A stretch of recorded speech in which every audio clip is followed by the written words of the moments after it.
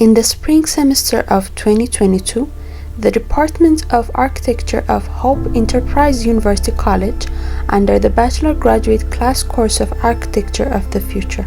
On the final project study title of The Future of Ethiopia, We Envision, our student group brought through the key challenges of lack of open space research practice.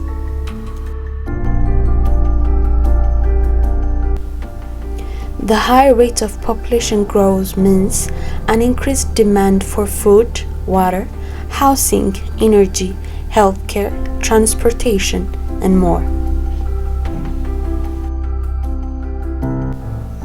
All the consumption contributes to ecological degradation, increased conflicts, and higher risk of large-scale disasters like pandemics, and also the population change leads to a change in demand for housing.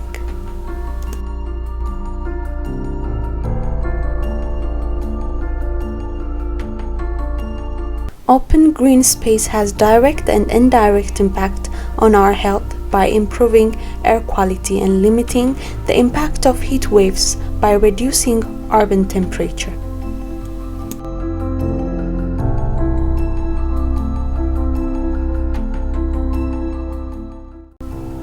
In Ethiopia, urban areas are facing problems in shortage of housing, inadequate transportation system, and range of other physical infrastructure and environmental quality problems.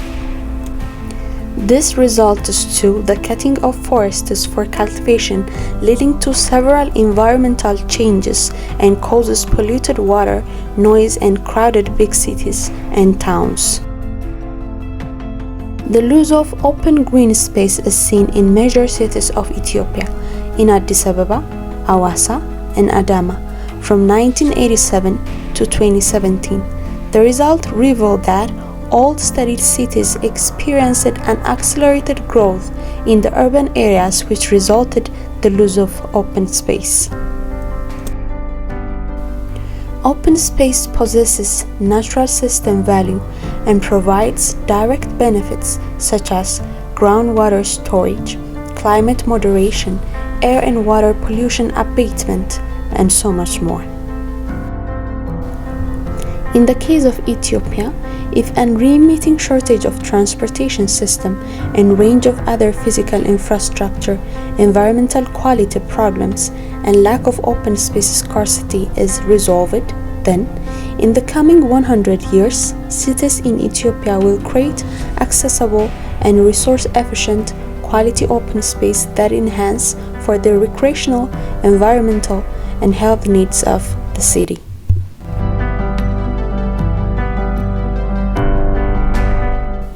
This study is intended to enhance the provision that it can give and solve problems of a crowded city and its chain negative impact, and it focuses on how to achieve on having an accessible and quality open space.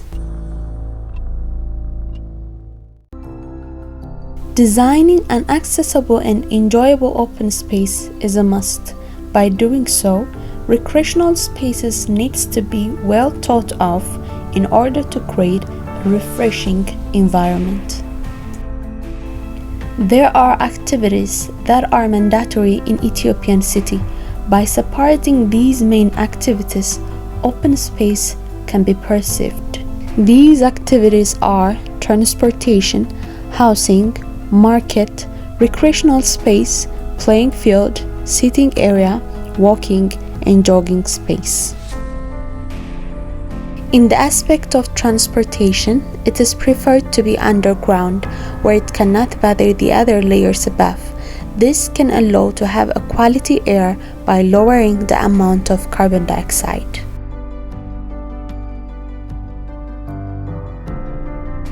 The next layer can be a place where all the markets and busy activities are found.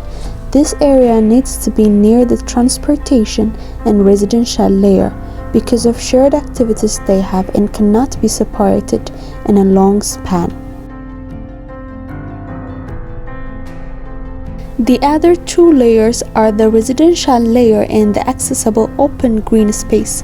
Having the residents in a vertical organization and all the other layers in other space gives the advantage of perceiving an undisturbed open space. In order to achieve this, knowing the areas that open space is needed for must be mentioned, and how open space can be applied in this space.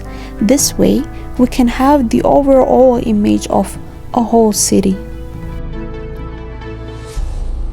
Providing open space in the river areas can have an environmental and other impacts, and by separating and organizing the activities around the river, we can achieve open space.